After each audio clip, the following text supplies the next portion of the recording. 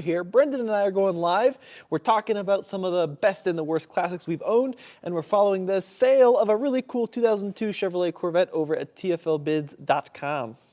Yeah, so right now we have the 2002 Chevy Corvette, and it's a topless Corvette with a 6-speed manual that is ending in 26 minutes. Super cool, yeah. So we're going to go over all that, and we're also going to answer all your questions in the live chat as well. So if you have any, feel free to leave them below. Brendan, you start discussing what we're going to talk about. I'm actually going to close this door behind me so it looks a little better. Yeah, so just kind of going over this Corvette, and I mean, it's bid up right now to about $14,200, and I mean, that is a screaming deal on a C5 Corvette, because I think TFL, we bought ours for about $14,000, didn't we? Yeah, we sure did. But ours is an automatic, and it's a hardtop, and the convertibles are generally worth a little bit more, and the 6-speed manuals are generally worth a little bit more as well. So this thing hasn't quite met its reserve yet. So I'm hoping to kind of get these bids going on there and see if some of you guys can help us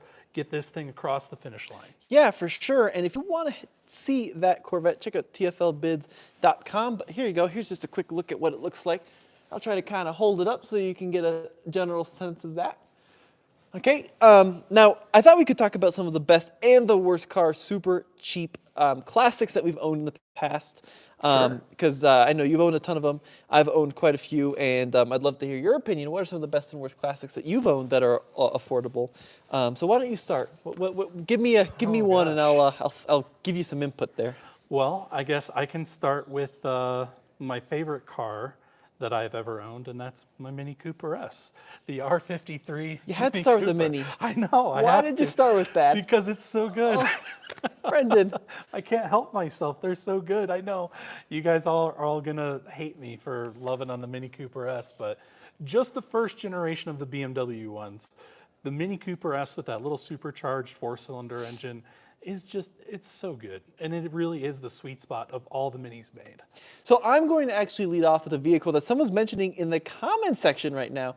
One of my favorite vehicles of all time are the 1990s Chevrolet and GMC full-size trucks and SUVs called the GMT 400. We've owned a couple of them from the Suburban. We had a 1500, a K1500, and that K1500, it was a 99 if I recall correctly, is seriously one of my all-time favorite classics because the GMT 400 gives you a great combination of kind of old world charm with new world reliability and new world features. So you had this really iconic squared off look to them, right? You've got the old iconic push rod V8 engine in there. You got traditional 4-wheel drive systems. You could have them with really cool gauge clusters and fantastically retro interiors.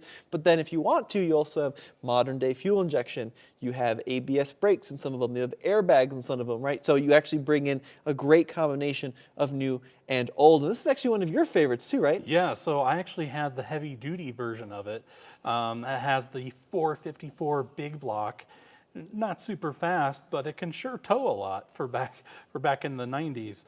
And it does have that really cool square body look. And what's interesting to me is whether you got the GMC or whether you got the Chevy, they were both called the Suburban or the Tahoe, depending on which size you got. Plus, they are super affordable to keep on the road. Yeah. The later ones, like the GMTs, got the LS series of engine. The older ones were, I think, the LT generation of engine.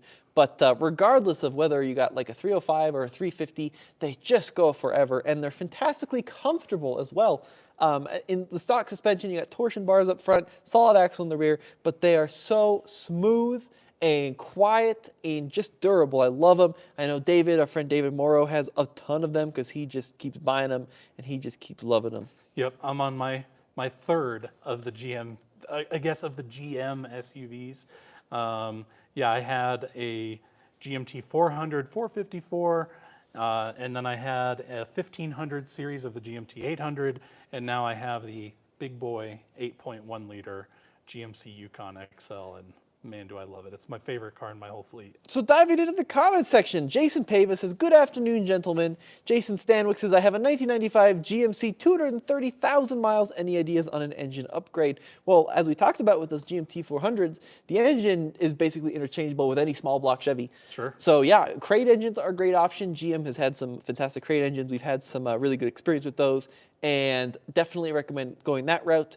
But I would just stick with the small block 350 Chevy, stick some cams in there, stick some nice hot heads on that thing, and you've got yourself a pretty good performer. Well, I know some people even like supercharge those things and can get quite a bit of performance out of it. I mean, it's the LS one that he's got in his, right? No, it's pre that. Oh, so his is the LT one. Yeah, he has the older Okay. LT engine. Gotcha. Yeah. Those I don't know if they're quite as tunable as the LS, but I think there's still a pretty big community out there because isn't it a similar motor that you'd find in a lot of the other GM vehicles back then with that LT motor? So any of those that have those performance modifications, you can add that right to your Yukon or Suburban or whatever you got. 100%, absolutely.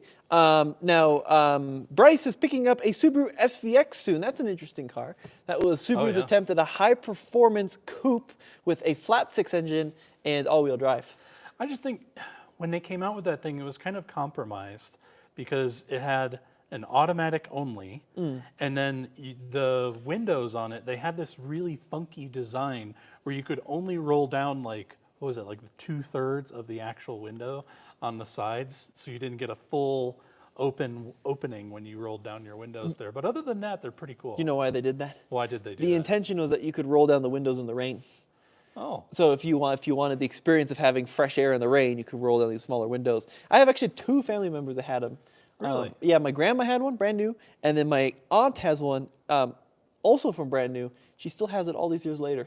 wow. Yep, she Nice. still drives it all the time. Yeah, really cool vehicles. The transmissions are kind of weak, but I think with some work, they could be really, really fantastic. And I have heard it's possible to manual swap those. That's That would true. Be interesting. All right, we're going to head over to TFLBids.com because this is our new enthusiast auction site. And if you want to submit a vehicle, Brendan is actually the one who's spearheading the submissions. Same thing with Alex, who's just in the office over there. And they're processing all the submissions, looking at your pictures, and working directly with you, which is a great option if you want to, sell a vehicle really quickly. Yeah, and we promise to get your vehicle listed and sold faster than any other automotive auction site. And that's why today, again, we are focusing on this Corvette that is up live right now. It currently only has about 23 minutes left, and it's still at a screaming deal at $14,200. So if you guys are interested in getting yourselves a Corvette with a 6-speed manual, LS1 engine, and a drop top, head on over to TFL Bids. Look at that thing.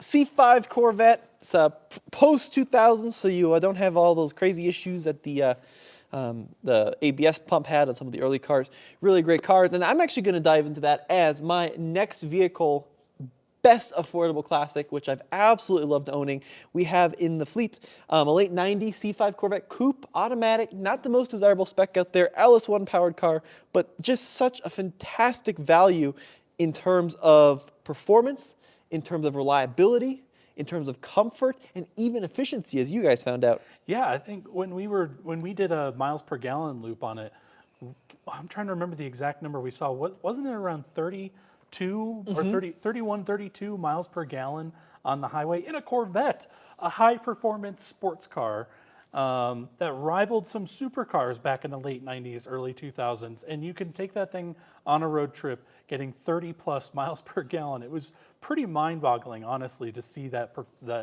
efficiency. And then not only that, but it is actually surprisingly comfortable to drive. You'd think a Corvette would give you like this harsh ride with like very firm bolstered seats, and no, not in the C5. It is super comfy. They were designed for a different era, right? Now, the interiors are a little plasticky, but the great thing about them is LS1 transmission. This was a manual transmission, too, so very reliable. Oh, that yeah. combination will easily last several 100,000 miles. This one, though, over at TFLBids.com, only 54,000 miles, and that desirable 6-speed manual, which is really great. That thing has a lot of life left in it. One of the last cars ever offered with pop-up headlights as well. Fun little I fact. forgot about that. Yeah, and they used a transaxle because they were really focusing on weight distribution and performance in the turn. So the engine's in the front, and then there's a torque tube that sends its power to a transmission in the rear. But I've absolutely loved ours. I used to hate C5 Corvettes before I Really? owned ours. I always thought they looked frumpy. I had this perception they weren't well made. I had this perception that they were only driven by one type of person.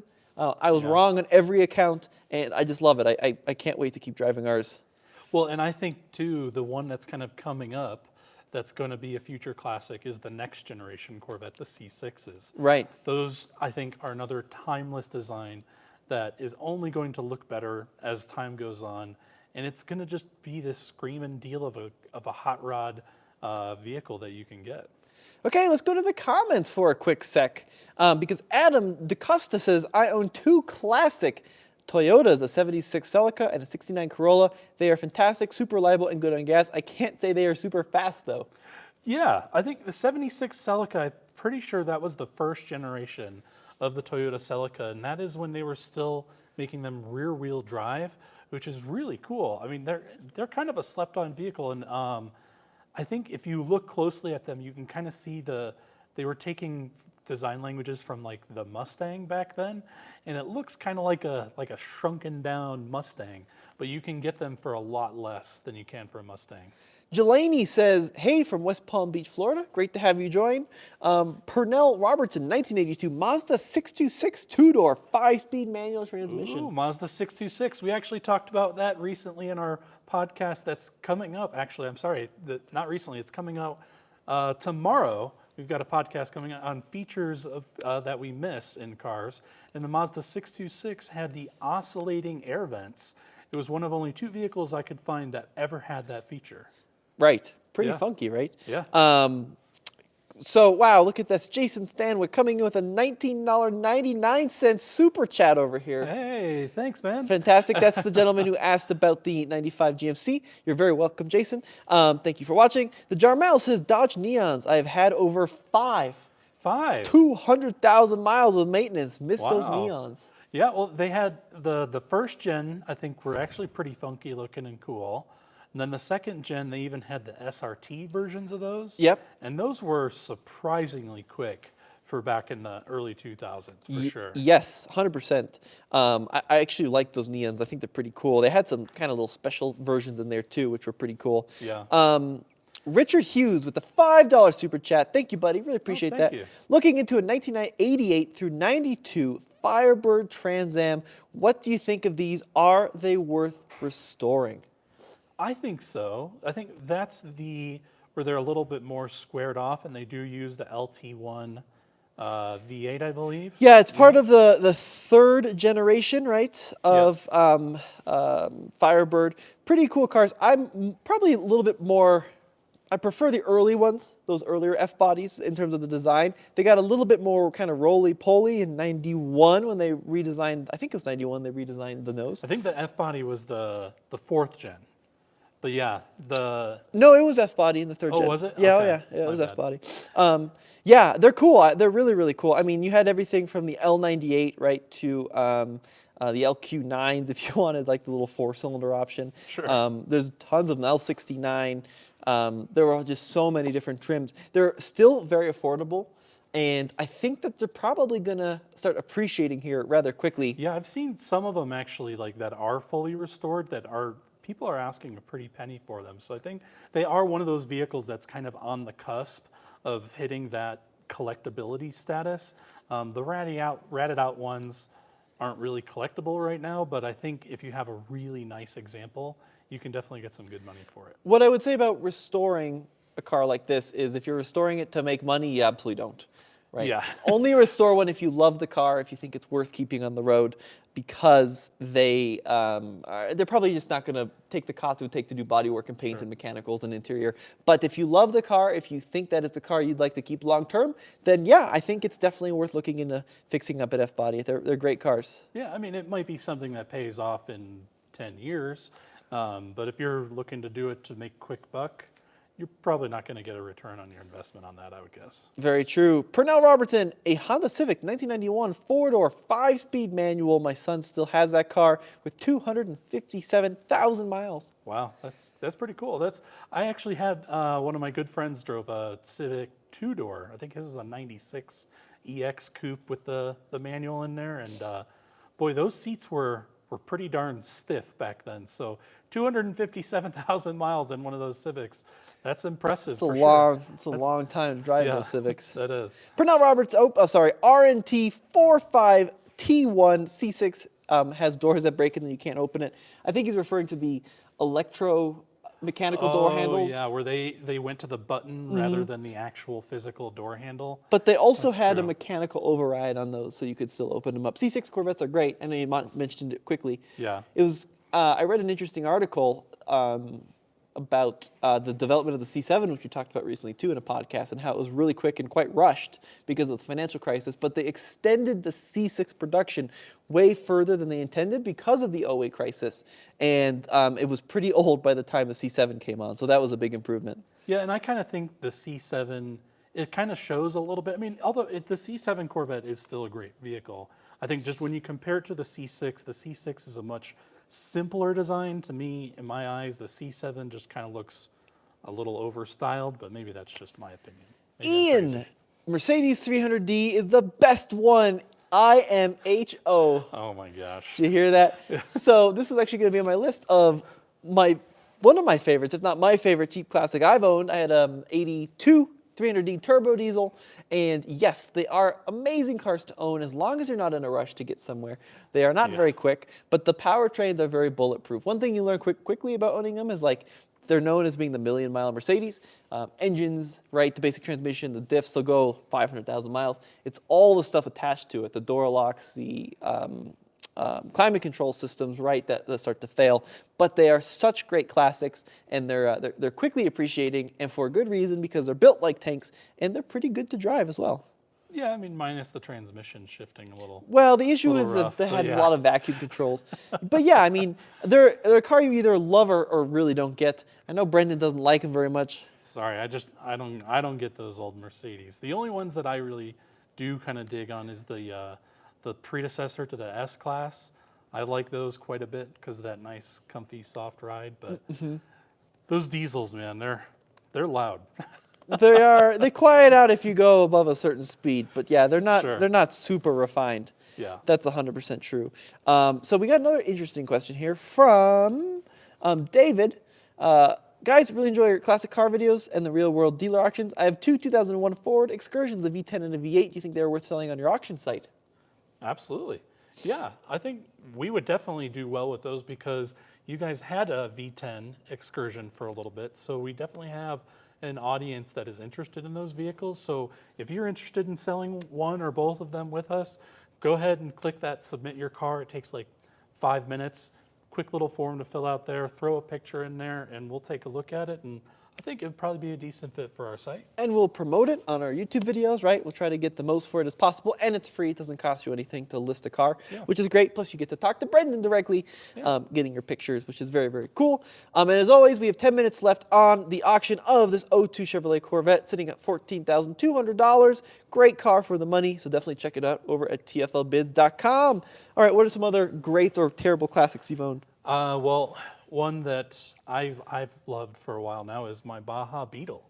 Yes. I do love my Baja Beetle, and it's so you take a really slow car that is still really good to drive, like a classic Beetle, and then you lift it up and throw some other body panels on there to make it slightly lighter and a little more off-road capable. And mine has probably about, what would you say, double the horsepower of a factory Beetle, and makes it pretty entertaining drive, that's for sure. They're super fun to drive around. Absolutely, yeah. Even a standard bug, one of my all-time favorite classics.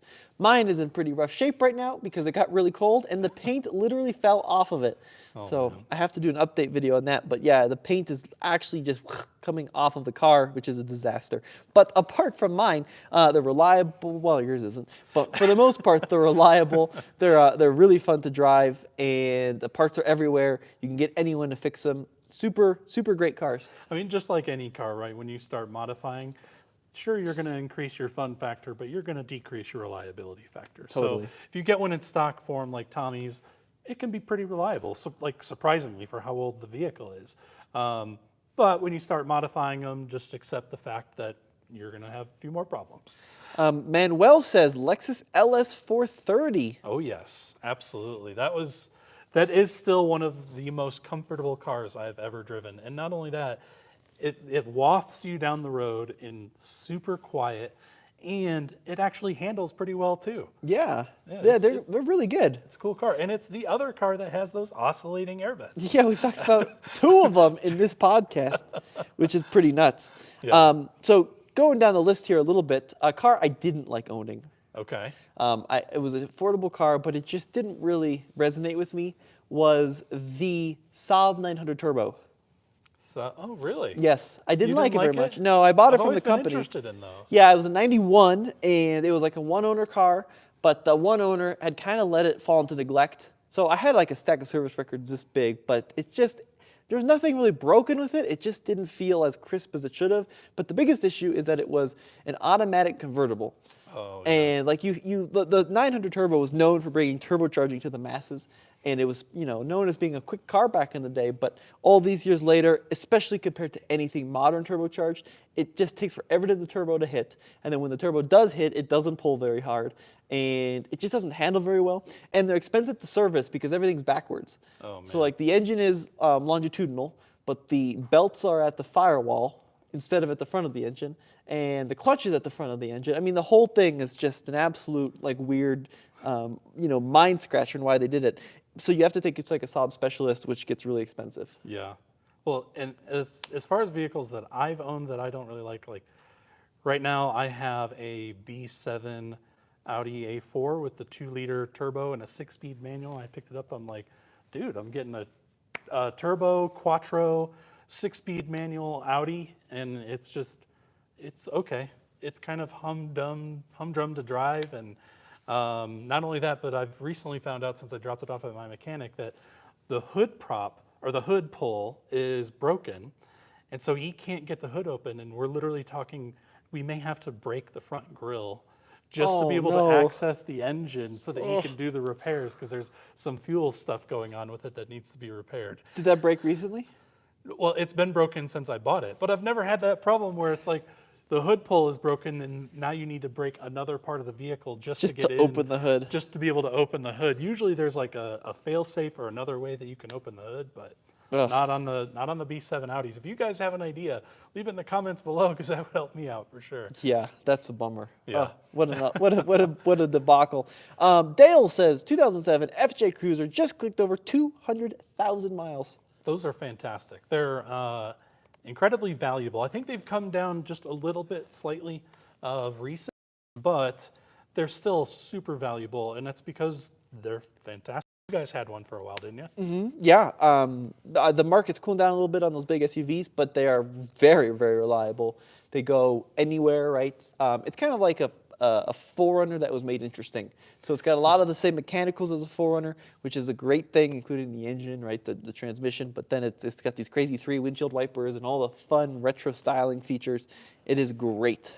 And guys, we have less than 5 minutes left on this Corvette auction. So if you are interested in a C5 Corvette convertible with a 6-speed manual and what was it, like 50-something thousand miles, I mean, right now it's at $14,200, which would be a screaming deal to someone to be able to snag that. So if you guys are looking for one, head on over to TFL Bids, because this auction is ending in literally 4 minutes. Yeah, I mean, look at the apparent condition of that paint. That thing looks great, dude. Yeah, it's so nice. It looks really, really nice. Yeah, if I had an extra $14,000, I would be bidding on that immediately. Okay, going down the list, restoring a 1951 Dodge job-rated pickup. Very cool, Brad. That's a sweet truck. Nice. Peter, a 1989 or 1993 Thunderbird would be a great first sleeper car. Yeah, I could see that. I'm trying to think, that generation Thunderbird, was that when they went to the old styling, or was that prior to that? No, that was prior to like the third generation of the Firebird. The Thunderbird. Yes. Okay. Yeah, so I think those were available in a manual transmission too. They were pretty cool, weren't they? Based off the Mustang platform, they were just a little softer, a little bit. Yeah, more front cushy engine, ride. rear wheel drive. You can get it with the V6. Of course, you get the Windsor V8. You get the 4.6 modular V8 in the later ones, and you can even get the supercharged one. Yeah. Which is really cool. Yeah, those Thunderbirds are very cool. I always thought they're a little kind of dumpy to look at, but they make great sleepers. Yeah, I would say so. I mean, great sleeper, because most people aren't going to look at that and go, oh, I'm going to get spanked by that thing driving down the road. But they're pretty potent cars. Almost nobody. Yeah, that's a great choice. Brian, do you like the Volkswagen Thing? I do like the Volkswagen Thing. I've never had the opportunity to drive one, but I do think they're pretty cool. I mean, it's kind of the original Volkswagen off-roader, right? Yep. Yeah. Great cars. Yeah, they're very expensive. Yeah. And I wouldn't want to get into a wreck with one. But yeah, like in the Volkswagen affordability lineup, like Super Beetles are the cheapest, and then standard Beetles, and then like the notchbacks and the squarebacks and that kind of thing, and then like buses. And then carbon Gias and things are very expensive, actually. Yeah. A good one, yeah. Well, and some buses with windows can be very expensive. Oh gosh, too. like a 23 window bus is like hundreds of thousands of dollars now. Yeah. Here is an interesting question from Mark. Favorite old school manuals that aren't a Mazda made one? Gosh. I would say anything that's got the Getrag 6-speed manuals in them. Mm-hmm. I know there's a few of them. I'm trying to remember.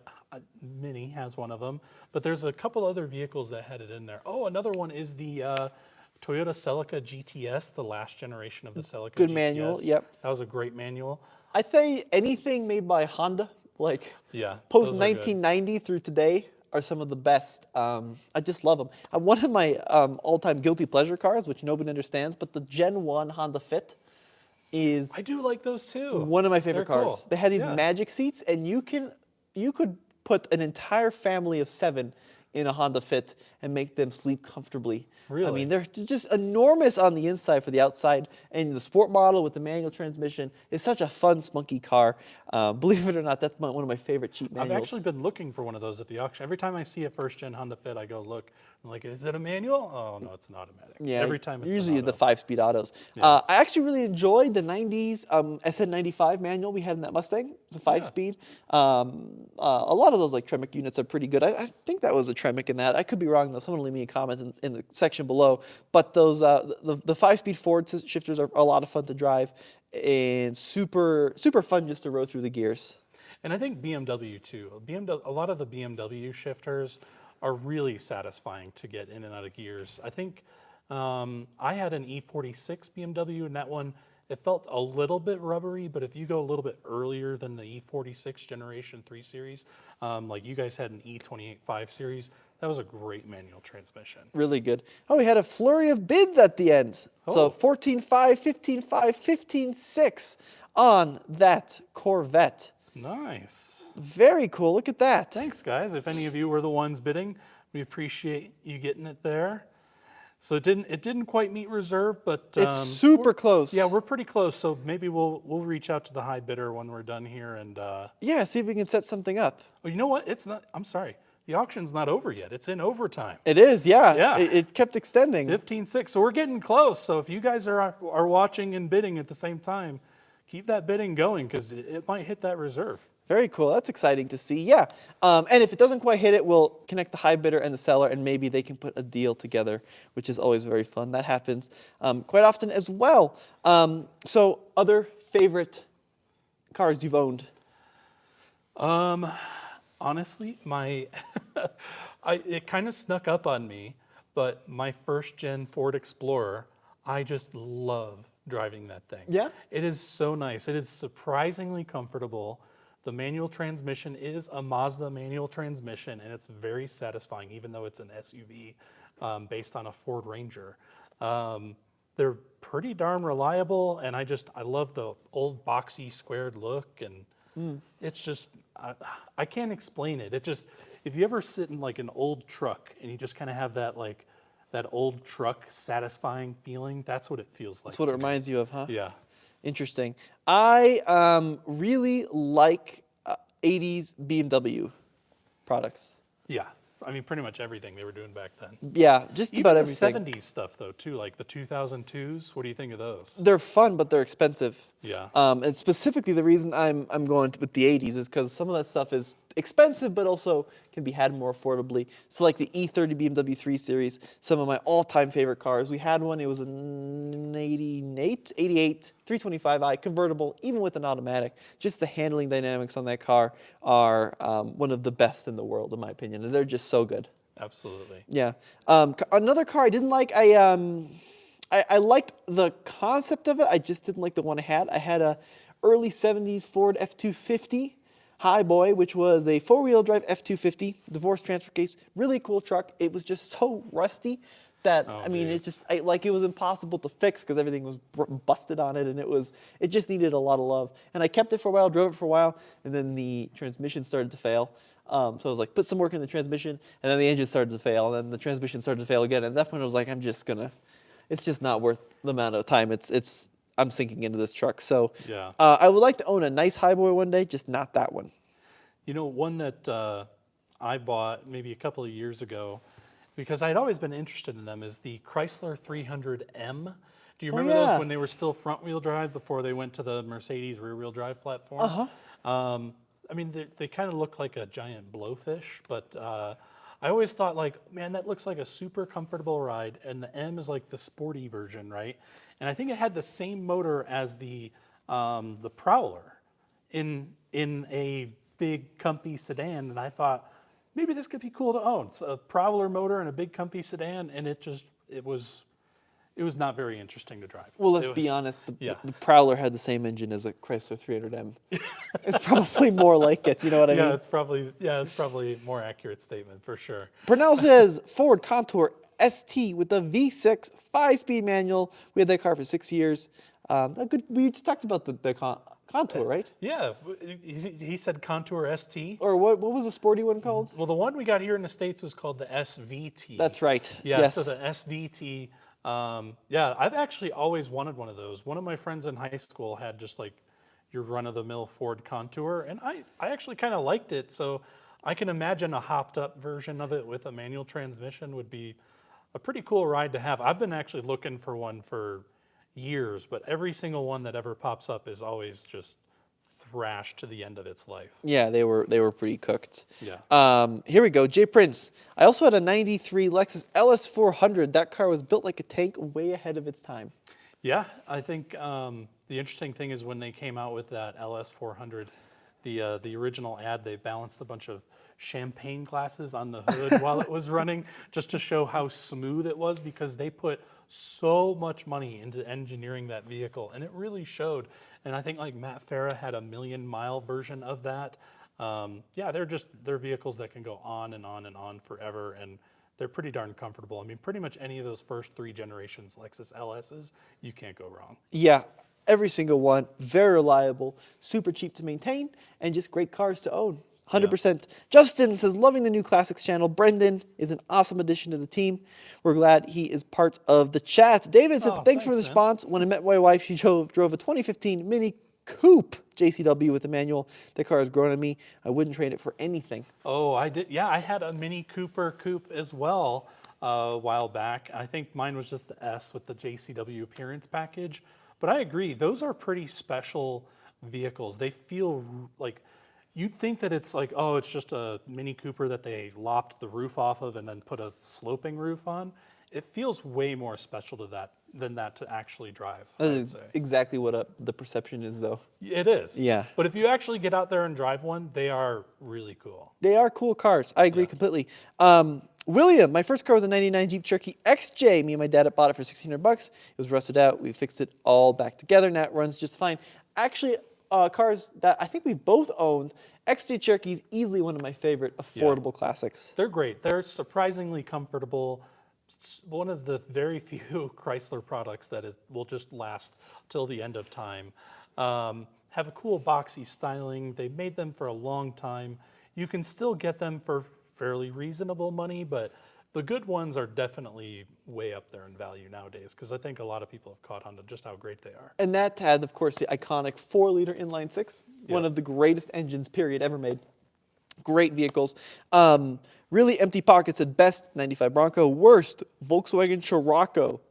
Really? You guys almost bought one of those like a few months ago. But it went for so much money. Yeah, it we just turned went down. for a silly amount of money and didn't make sense. Did but you like that W8 Passat you owned? I did. I loved that W8 Passat, actually. It's just, I'm weird. Even if I love a car, a long ownership for me is like a year and a half, and I had that thing for almost 2 years. So you really liked it. I really liked that car a lot. They're super comfortable. They sound great. They're actually surprisingly reliable. I know they don't have a reputation for that, but once you get the issues sorted in that W8 engine, like I think it's the cam adjusters or something like that. It's a big problem to solve. But once you solve that one big problem, they're pretty darn reliable. Zach, super cool YouTube channel. My high school car was an 87 Toyota MR2. It Man, burned those are cool. plenty of oil, but it got me where I needed to go. I've always really liked the first and the second gen MR2s. They're really cool. They're very different vehicles though. That first gen MR2 is so tiny, like it's even smaller than the Pontiac Fiero. But they somehow figured out a way to put the engine behind the driver's seat and give it rear-wheel drive in such a tiny little compact platform, and I just think they're so cool. I actually like the last gen too, I have to yeah. say. Yeah, the newest MR2, kind of underrated, but very cool vehicles. Peter says you could still get a somewhat cheap Fox body these days, except for the Mustang, but the Mercury Capri is still under the radar. Fox bodies in general are pretty expensive now. Yeah, especially the late versions of them. If you want to get a Fox body and you're on a budget, the trick is to get the ones when they had like the more squared inset headlights. The earlier ones? Yeah, the earlier ones. They're not quite as cool looking or powerful, but I mean, you're still getting a Fox body Mustang that sounds amazing and it drives fantastic, has that old school muscle car feel. And those are definitely still a bargain. It's really just kind of like the early 90s and late 80s ones that are they're just crazy valuable nowadays. Very, yeah, 100%. You know, what's interesting is after owning that SN95 Mustang, I'm all about those. I know you? the Fox Really? body's probably better, easier to tune, but I really like the value you get with the next gen in the 90s. Well, maybe we need to get you like a new Edge, which is A just newer Edge, a yeah, more gussied that's up right. version of that SN95. In the late 90s, absolutely. Well, guys, thank you so much for joining this chat. We had a lot of fun today. And Yeah. if people want to submit vehicles on TFL Bids, how do they do it? Yeah, so just head on over to tflbids.com. There is a sell your car vehicle option right at the top there. It's super simple, just takes like 5 minutes. And then we'll tell you if it's a good fit on our website, which, hopefully it is, and just submit it and we get your car listed and sold faster than any other automotive auction site. And if you want your classics question answered, check out patreon.com/TFLcar. We got all sorts of options there, and we'd love to work with you and help you get your perfect classic. And we'll even talk about it on the TFL Classics podcast, which is now, when is it, Brendan? Every Wednesday, we go live on our TFL Classics podcast. So if you want to see us in a little bit more long form, they're usually about an hour. We'll pick a topic and we dive right into it and get into the nitty gritty of that topic. And yeah, it's been a lot of fun actually doing those Classics podcasts. If you haven't watched any of them or listened to any of them yet, check them out. You can see them on Spotify, Apple Podcasts, or we have it on TFL Talk YouTube channel as well. Yeah, really, really a great experience over there. All right, folks, thank you so much for watching. We'll see you on the next one. Take care.